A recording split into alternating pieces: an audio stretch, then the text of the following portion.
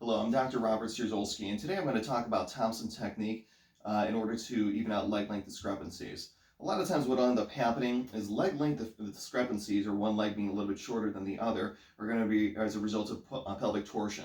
So if we're looking at the spine over here, in this example, what's going to happen is the left side of this pelvis, or what we call the iliac crest, will go up a little bit higher than the right. Our femur bones attach over here to these holes, or these bowls, I should say, called acetabuli. And this will cause a leg length discrepancy. In this case, the left side going up will make the left leg longer.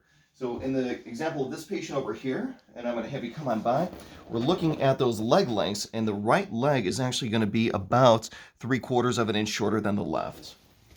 So in order to properly treat this patient, what I'm going to do is I'm going to challenge the pelvis, and I'm going to push down over here, see if this is going to make this leg length discrepancy worse or better. That seems to make it worse, and if I push up, it should make it better, and that is the case over here. So now what I do is I set the tension on my table. It's going to lift up an inch and drop down.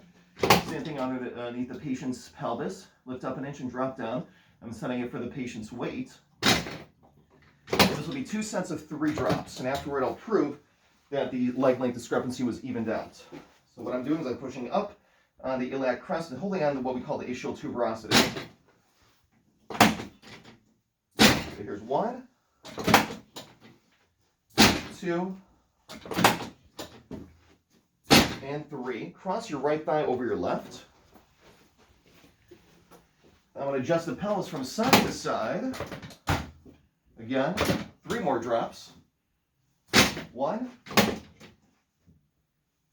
2,